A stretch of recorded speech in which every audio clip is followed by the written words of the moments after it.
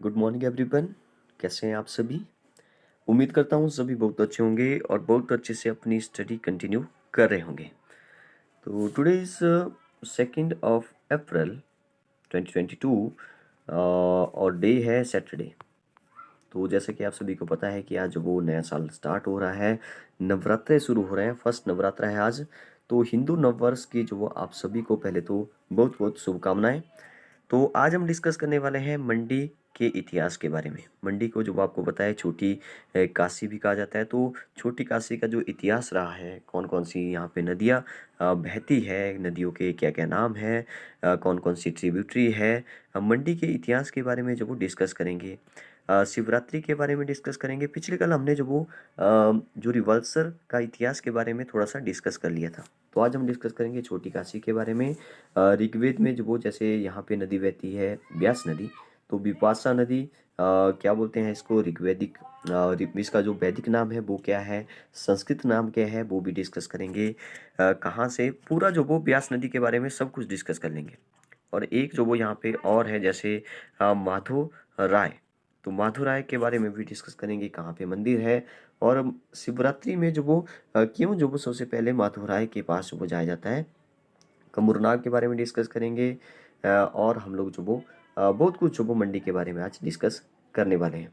तो देखिए यहाँ पे जो वो एक ही स्लाइड में जो वो हम लोग सब कुछ डिस्कस करने वाले हैं, इसलिए बने रहिए लास्ट तक, जो वो आपको काफ़ी कुछ जानने को मिलेगा। सबसे पहले यहाँ पे इंटरेस्टिंग बात ये है कि हिंदी इंग्लिश दोनों ही लैंग्वेज में आपको यहाँ पे मिल जाएगा। देखिए यहाँ पे लिखा है मंडी छोटी काशी, पहले इंग्लिश में है फिर हिंदी में लिखा है। तो हम लोग जो वो यहाँ पे हिंदी में ही पढ़ेंगे, आप जो वो इंग्लिश में भी पहले देख सकते हैं।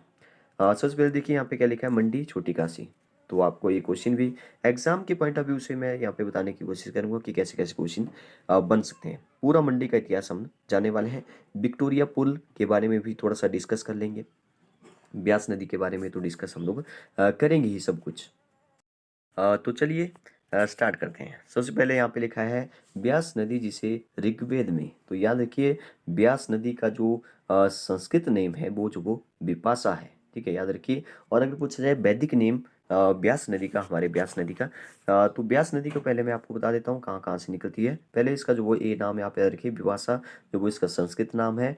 और इसका जो वैदिक नाम है वो क्या है, अर्जिकिया है। दो क्वेश्चन यहाँ से हो गए।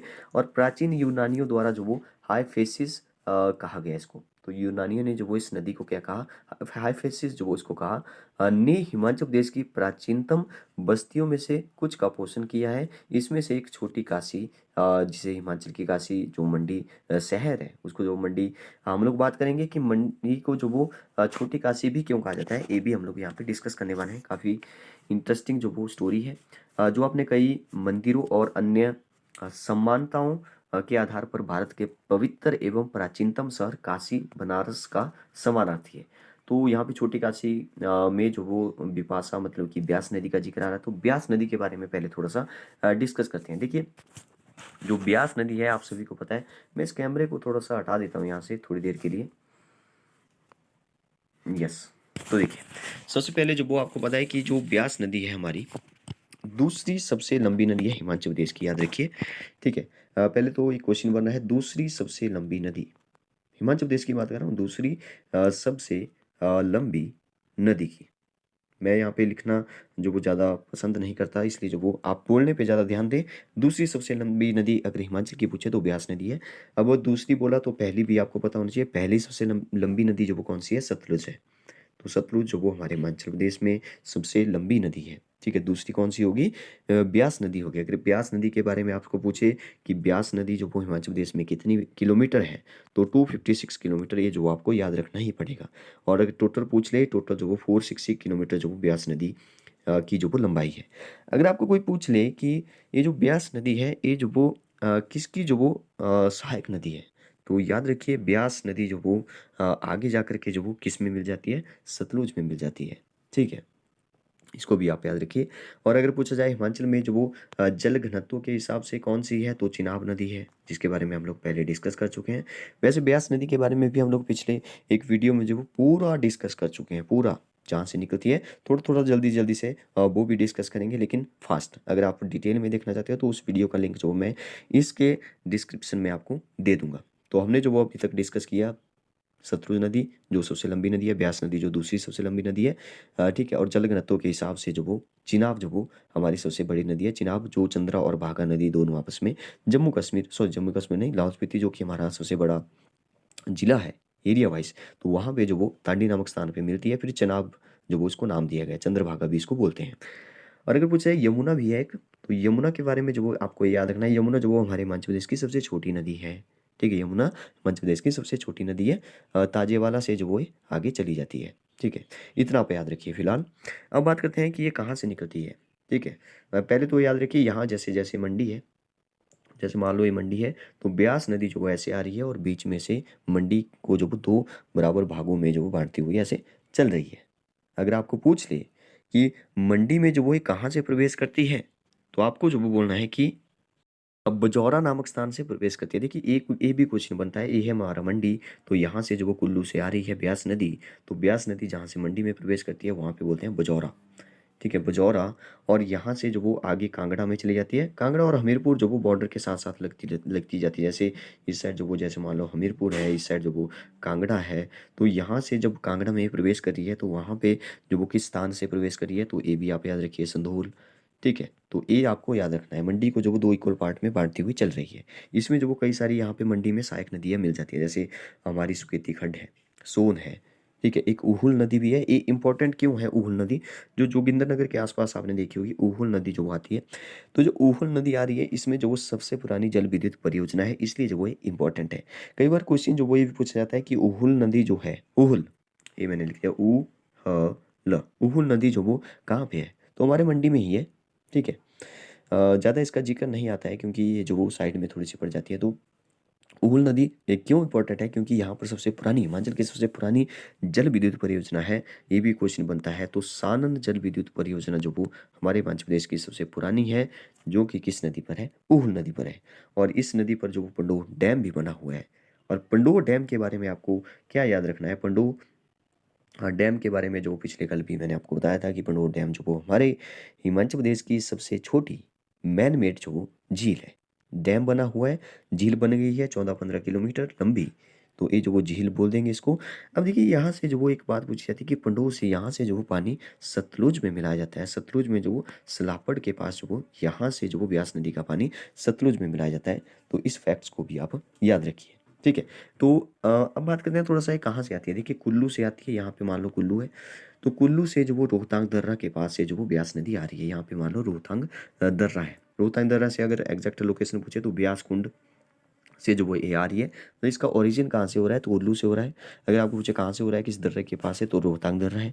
एग्जैक्ट पूछ ले तो ब्यास कुंड से आ रही है। तो ब्यास कुंड में जैसे ये आ रही है तो इसमें कई सारे नाले, कई सारी इसकी सहायक नदियाँ हैं, छोटे मोटे खड्ड हैं जो इसमें मिल जाते हैं। जैसे दशहर हो गया, जैसे सोलंग नाला बहुत ही प्रसिद्ध है, वो भी इसमें मिल जाता है। जैसे इसके साथ ही जो वो आगे जाकर के भ्रिगु झील भी है। तो ये कुल्लू की बात कर रहा हूँ। और इसके साथ साथ में जो वो मणिकर्ण, जहाँ पे गर्म पानी आपको मिलता है, कसोल में मिलता है, खीरगंगा जो भी साइड में है। और मणिकर्ण जो वो आपको क्यों याद रखना है? मणिकर्ण जो वो, जैसे मान लो मणिकर्ण यहाँ पे है, मणिकर्ण के साथ साथ जो वो ब्यास नहीं, पार्वती नदी जो वो चलती है। तो पार्वती नदी जो वो आगे जाकर के जो वो ब्यास नदी में मिल जाती है, यहाँ जैसे ये मिल गई। ठीक है, और भी कई सारी नदियाँ हैं पार्वती में, जो वो हारला नदी। ठीक है, तो पार्वती नदी मेरे ख्याल से सबसे बड़ी सहायक नदी है ब्यास नदी की। ठीक है, इसको आप चेक कर लेंगे बाद में। तो मानतलाई झील से पार्वती नदी निकलती है। कहाँ से निकलती है? मानतलाई झील से निकलती है। फिर जो वो ये कहाँ पे मिलती है, ये है वेरी इंपॉर्टेंट क्वेश्चन। ठीक है, कहाँ में जो वो ये मिलती है, तो ये मिलती है भुंतर के पास। तो भुंतर के पास ब्यास नदी में मिलती है। भुंतर में आपको बताया कि हिमाचल का सबसे पुराना हवाई अड्डा भी है, तो इसको भी आप याद रखिए। ठीक है, तो ये सारे क्वेश्चन जो यहाँ पे बनते हैं। और साथ में मलाना जो भी खड्ड है वो भी यहाँ पे मिलती है। ठीक है, अच्छा सॉरी, यहाँ पे जो हारला नदी है वो मिलती है साथ में। पार्वती नदी और हारला नदी यहाँ पे मिलती है। मलाना खड्ड भी इसमें पीछे जाकर पीछे जो वो मिल जाती है। और आगे आता है लारजी डैम, आपने सुना होगा। ठीक है, और बजौरा आता है, बजौरा से जो वो मंडी में प्रवेश करती है। ठीक है, तो ऐसे जो वो आपको याद रखना है सब कुछ। आगे अगर हम बात करें इसकी, तो मंडी में आपको मैंने बता दिया कि मंडी में जो इसमें सुकेती खड्ड मिल जाती है, सोन नदी मिल जाती है, उहुल मिल जाती है, पंडोह के बारे में हमने डिस्कस कर लिया। सलापड़, सतलुज में जो वो यहाँ से पानी मिलाया जाता है। आगे जा करके जो वो कांगड़ा में चली जाती है। अगर हम कांगड़ा की थोड़ी सी बात करें तो यहाँ पे जो, जैसे मान लो यहाँ पे संधोल है, यहाँ पे संदोल नामक स्थान से जो वो यहाँ पे कांगड़ा में प्रवेश किया इसने। कांगड़ा के साथ साथ हमीरपुर जो वो कांगड़ा और हमीरपुर की बाउंड्री के साथ साथ जो वो ये चलती है ऐसे। ठीक है, तो आपने जो आगे जा करके जो वो सुजानपुर सुना होगा। सुजानपुर के साथ में जो नदी है वो जो वो ब्यास नदी ही है, और नदौन भी साथ में जो वो हमीरपुर में पड़ता है, तो वहाँ पर भी इसके किनारे ही पड़ता है नदौन और सुजानपुर। तो ये भी आपको याद रखना है। ठीक है, हमीरपुर और कांगड़ा में हमीरपुर के कौन कौन से शहर हैं, नदौन और सुजानपुर। फिर जब वो चंबा में, चंबा से भी कई सारी नदियाँ जो वो इसमें मिलती है, और जब वो आगे जा कर के ये जो हमारी ब्यास नदी है, ये पूरा हमने बात किया 256 किलोमीटर चलकर जो वो कहाँ में प्रवेश कर जाती है, दूसरे राज्य में चली जाती है, और दूसरे राज्य का नाम है पंजाब। पंजाब में अगर पूछा जाए कहाँ से प्रवेश करती है, पंजाब में कहाँ कौन से स्थान पर प्रवेश करती है, तो मिर्थल नामक स्थान जो वो आपको याद रखना है। मिर्थल नामक स्थान से जो वो ये पंजाब में चली जाती है। तो ये बातें जो आपको सब कुछ आपको याद रखना है। ठीक है।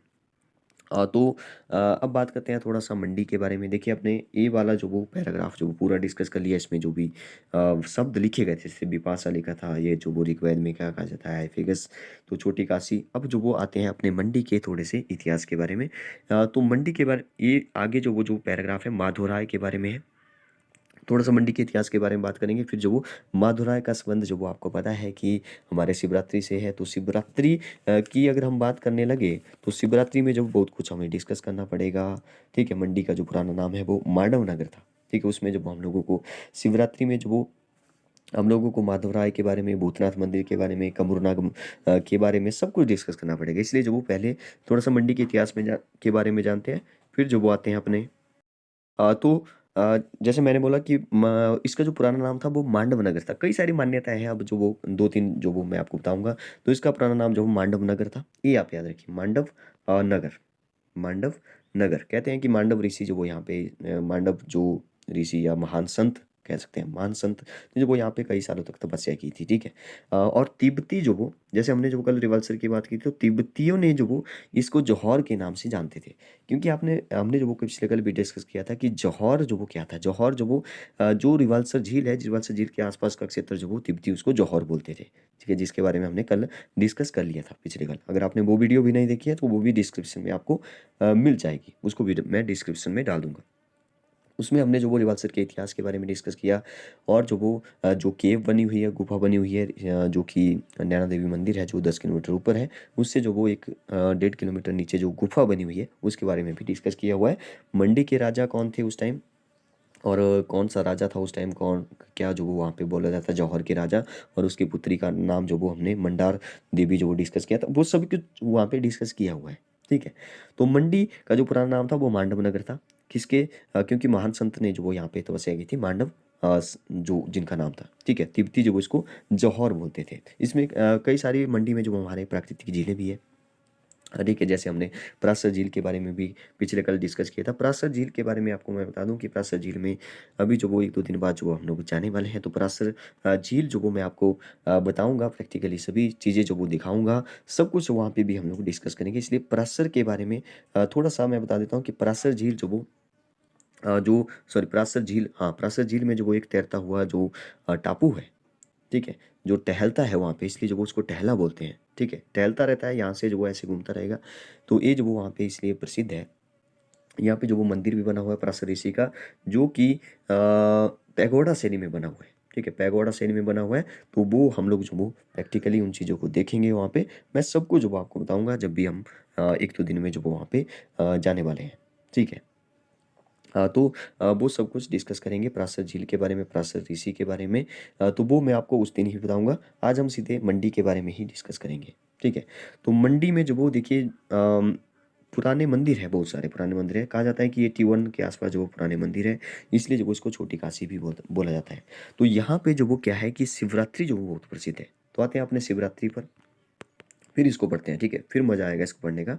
तो शिवरात्रि के बारे में आपको पता है कि शिवरात्रि में जो हमारे जो भी राजा माधवराव है, और बाबा भूतनाथ है और कमरूनाग है, इन तीनों से जो वो शिवरात्रि का बहुत अच्छे से जो वो इनका मतलब कि नाता है।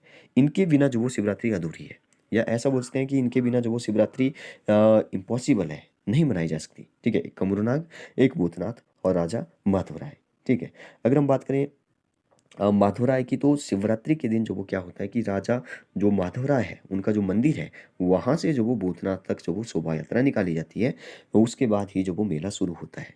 ठीक है।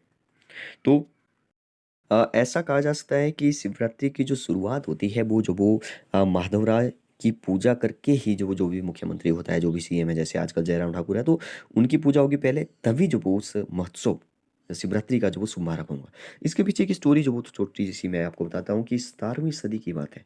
ठीक है, 17वीं सदी में जो वो मंडी के राजा थे सूरजसेन, मंडी के राजा थे सूरजसेन। तो सूरजसेन के जो वो 18 पुत्रों की मौत होगी। ठीक है, सूरजसेन के 18 पुत्रों की मौत होगी, बहुत दुखद घटना रही होगी। और उन्होंने अपनी अपना जो उसके बाद जो वो उन्होंने अपना जो भी राजा था, क्योंकि राजपाट जो वो भगवान श्री कृष्ण के रूप या विष्णु बोल सकते हैं, मतलब कि यानी जो भी रूप बोल सकते हैं, जो माधवराय थे वो जो वो विष्णु या भगवान श्री कृष्ण का ही रूप थे। तो माधवराव के नाम जो वो उन्होंने कर दिया। ठीक है, सारा अपना राजपाट, और खुद जो वो उसके सेवक बन गए थे, खुद जो वो उसके सेवक बन गए थे। तो यही कारण है कि जब भी महोत्सव शिवरात्रि की जो भी शुरुआत होती है, तब जो भी सीएम होते हैं या मुख्यमंत्री, वो जो वो माधवराय की पूजा करते हैं सबसे पहले। और इसमें जो वो मान्यता ये भी है शिवरात्रि की, कि इसमें जो वो शैव शैव लिख देता हूँ मैं यहाँ पे, शैव और वैष्णव और लोक देवता, ठीक है, इनका जो वो संगम होता है। देखिए, शैव जो वो किसको कहा जाता है, हमारे भगवान शिव को कहा जाता है। वैष्णव जो वो आपको पता है कि विष्णु या श्री कृष्ण को कहा जाता है। तो लोक देवता जो वो हमारे हैं कंवरनाग, तो इनका जो वो यहाँ पे संगम होता है। और तीनों की अनुमति के बाद ही जो वो ये कार्यक्रम शुरू होता है, ये मेला जो वो शुरू होता है, 7 दिन के आसपास जो वो शुरू होता है। अभी जो वो 2-3 दिन पहले ही ये मेला जो वो खत्म हुआ है। ठीक है, अब जो वो सुंदरनगर में मेला लग चुका है। सुंदरनगर में नंदवाड़ मेला जो वो प्रसिद्ध है। और सुंदरनगर को जो वो सुकेत रियासत के नाम से जाना जाता है, सुकेत। ये जो सुकेत रियासत के बारे में मैं बात कर रहा हूँ, ये मंडी का ही भाग है। ठीक है, तो इसके बारे में इन तीनों की अनुमति के बाद ही जो वो ये मेला शुरू होता है।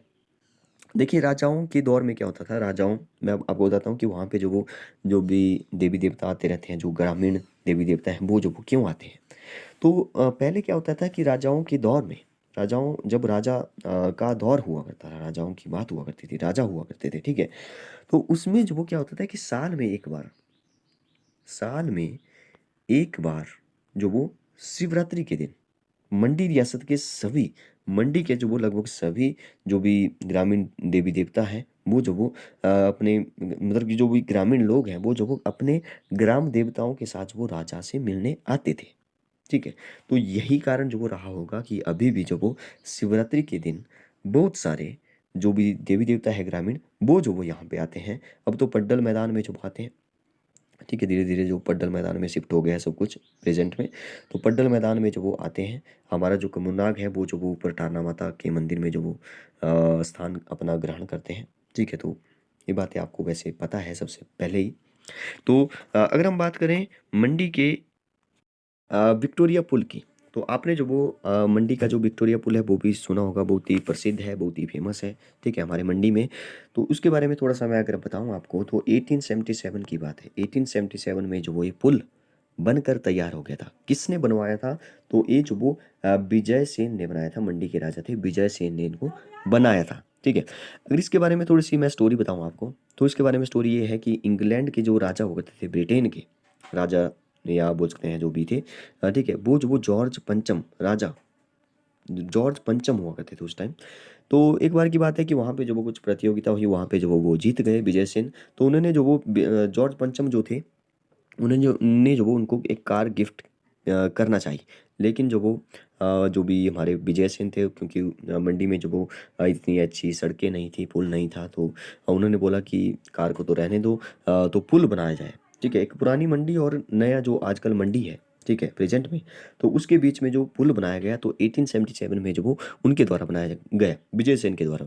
ठीक है, कहा जाता है कि ये जो वो पूरा ब्रिटिश जो भी इंजीनियर थे उन्होंने बनाया। और जो भी हमारे विजय सिंह थे राजा मंडी के, तो उन्होंने जो वो 1 लाख भी जो वो उनको दिया था। उस टाइम की बात है, 1 लाख बहुत बड़ी वैल्यू जो हुआ करती थी, बहुत बड़ा अमाउंट हुआ करता था। ठीक है, तो राजा ने जो वो इसको जो वो जब पुल बन गया, क्योंकि ये जो पुल था इसका नाम जो विक्टोरिया इसलिए रखा गया है क्योंकि इंग्लैंड में भी एक विक्टोरिया पुल है, इसकी ही जो वो एक कॉपी कही कही जाती है। तो इसलिए जो वो इसको विक्टोरिया पुल ही बोला गया। ठीक है। और राजा ने जो वो इसको नाम अलग दिया था, राजा ने जो वो इसको नाम दिया था, ये भी क्वेश्चन जो वो पहले पूछा जा चुका है। तो विजय केसरी जो वो इस पुल को नाम दिया था। पहले जो वो क्या होता था कि पुरानी मंडी से मंडी तक जो वो ये बन गया, ये है पुरानी मंडी, यहाँ पे ये नई मंडी है, ठीक है। इसके बीच में पुल है। तो पहले जो वो इसमें गाड़ियाँ चला करती थी। जो भी ब्रिटिश थे, जो भी इंजीनियर थे, उन्होंने जो वो इसकी साल जो वो मतलब कि इसकी उम्र जो वो 100 साल बताई थी कि 100 साल तक जो वो ये चलता रहेगा। लेकिन अब जो वो देखिए काफ़ी कई सालें हो चुकी हैं, कई सदियाँ हो चुकी हैं। अब तो मेरे ख्याल से अब तो नहीं जाने देते, नहीं जाने देते। मतलब कि बाइक्स वगैरह ही जाने देते हैं, शायद बाइक भी बंद कर दिया है अब तो, क्योंकि उसके पैरेलल में जो वो साथ ही एक नया पुल बन चुका है, काफ़ी बड़ा पुल बन चुका है। तो ये जो वो अभी बना है, अभी कुछ पिछले साल ही जो वो ये तैयार हुआ था, ये जो उसके पैरेलल में जो बना हुआ है पुल, ठीक है। तो पहले जो वो इसकी गाड़ियाँ चला करती थी बहुत, मतलब कि पूरी गाड़ियाँ चला करती थी। फिर जो वो धीरे धीरे इसको बंद कर दिया गया, मतलब कि बड़ी गाड़ी नहीं चलेगी, फिर जो वो बाइक्स वगैरह ही चलती रही, टू व्हीलर ही चलते रहे कई सालों तक। तो ऐसे ऐसे जो वो अब जो वो इसको मतलब कि एक बहुत ही फेमस है, इसलिए जो वो इसको रखा जाना चाहिए। तो इसलिए जो वो मतलब अभी तक जो वो ये खड़ा हुआ है, अभी तक 100 साल बताई थी इसकी उम्र, लेकिन अभी तक देखिए। तो ये तो थी हमारे विक्टोरिया पुल की बात। अगर हम बात करें थोड़ा सा मंडी के इतिहास की, देखिए मंडी की जो वो जनगणना की बात करते हैं, थोड़ा सा कैसे कैसे क्वेश्चन बन जाते हैं। तो जनसंख्या जो वो मंडी की 2011 के अनुसार जो वो 9 लाख या अप्रोक्सीमेट जो वो 10 लाख आप बोल दो, 10 लाख, सॉरी 9 लाख, हाँ 10 लाख जो बोल दो, 10 लाख जो वो इसकी अप्रोक्सीमेट हो जाएगी। अगर बात करें लिंगानुपात जो वो कितना था, तो 1012, काफ़ी अच्छा लिंगानुपात है, मतलब कि 1000 पुरुषों में जो वो 1012 जो वो महिलाएं हैं, ठीक है। जनसंख्या घनत्व की बात करें तो 256। अगर हम ओवरऑल पूरा एवरेज देखें पूरे हिमाचल का, तो जनसंख्या घनत्व जो वो 1 to 3 आता है, ये भी बहुत अच्छा है। लेकिन अगर जनसंख्या घनत्व की बात करें सबसे ज़्यादा कहाँ पे है, तो वो जो वो हमारे हमीरपुर में है, ठीक है। और हमीरपुर में जो वो सबसे ज़्यादा लिटरेसी रेट भी है, और लिंगानुपात भी सबसे ज़्यादा जो वो हमारे हमीरपुर में ही है। साक्षरता की बात करें तो 82, 81 आपको याद रखना है, ये 2011 के अनुसार है, 82, 81 ये मंडी का है, ठीक है। अगर हम ओवरऑल देखें हिमाचल का लिटरेसी रेट, तो ये जो वो आप ऐसे याद रखते हैं कि 83 है, 83, 78, मतलब कि मंडी के साथ साथ इसको भी याद रखें, मंडी का जो वो 82.81 है, और इसका 83, मतलब कि इसके से थोड़ा सा ज़्यादा है, इसके पास ही है 83 अप्रोक्सीमेट, आप जो वो यहाँ पे बता सकते हो, ठीक है। मंडी के थोड़ा सा जो वो बात करें तो मंडी में जो वो दो रियासतें मिलकर जो वो मंडी बना, मंडी और सुकेत, सुकेत जहाँ पे आज सुंदरनगर है, ठीक है। तो कहा जाता है कि बीरसेन ने जो वो 765, बहुत पुरानी बात है, 765 ईस्वी में सुकेत रियासत की स्थापना की थी। तो आपको पूछा जाएगा कि सुकेत रियासत जो आजकल सुंदरनगर है, उसकी उस रियासत की स्थापना किसने की थी, कब की थी, कब की थी, ये नहीं पूछेगा, 765 आप याद रख सकते हैं। लेकिन बीरसेन जो वो आप याद रखिए। तो ये आप याद रखिए कि सुकेत रियासत की स्थापना जो वो बीरसेन ने की थी, और इसकी राजधानी जो वो पांगणा थी। ये जो पांगणा के बारे में हमने पहले डिस्कस कर लिया था, जब हमने जो वो ये ब्लॉग में जो वो बात की थी, वहाँ पे हमने महामाया मंदिर के बारे में बात की, तो पांगणा के बारे में भी हमने थोड़ा सा डिस्कस किया था। और बाणसेन ने जो वो सुकेत से अलग होकर, सॉरी 1200 ईस्वी की बात है फिर, ठीक है, 1200 ईस्वी में सुकेत से अलग हो मंडी रियासत की स्थापना की थी। फिर बाणसेन ने की, पहले जो वो पुराना कौन है, पुराना सुकेत ही है। फिर 1200 ईस्वी में सुकेत से अलग होकर मंडी रियासत की स्थापना की गई, किसने की, बाणसेन ने की, ठीक है। और सुकेत की बीरसेन ने की, ऐसे आप इसको याद रखिए। और बाणसेन ने जो वो 19वीं पीढ़ी, अजवर सेन ने जो फिर 1526 आ गया, फिर मंडी शहर की स्थापना होने वाली है अब, ठीक है। फिर अजवर सेन जो वो आने वाला है, ये जो बाणसेन की ही पीढ़ी चल रही है, ठीक है। तो ये जो वो 1526 मंडी शहर की स्थापना हुई। फिर जो वो 1712 आने वाला है, 1712 आप याद रखिए, 1712 में जो वो सुंदरनगर की स्थापना गरुड़ सेन ने की थी, गरुड़ सेन, ठीक है। फिर विक्रम सेन ने जो वो सुकेत को जो राजधानी बनाया। तो ये जो वो इसकी स्टोरी है, काफ़ी लंबा जो वो ये वीडियो हो गया है। तो पहले जो वो आपको पता है कि मंडी 15 अप्रैल 1948 को हिमाचल के पहले 4 जिलों में से एक बना। पहले जो वो 4 ही जिले थे, उसके बाद जो वो धीरे धीरे करके 12 हो गए। तो ये आपको सब कुछ पता होना चाहिए। फिर कभी जो वो मंडी के पूरे इतिहास के बारे में बात करेंगे। ओके, तो आज के लिए इतना काफ़ी है। अगर आपको वीडियो अच्छी लगी हो, बहुत कुछ जानने को मिला हो, तो वीडियो को लाइक करिए, सब्सक्राइब करिए, कमेंट कर सकते हैं, लाइक ज़रूर करिए, ठीक है। अगर आपको अच्छा लगे तो अपने दोस्तों के साथ भी शेयर कर सकते हैं। Okay, thank you, bye bye and have a nice day. एक बार फिर से आपको सभी को हिंदू नववर्ष की बहुत बहुत शुभकामनाएं।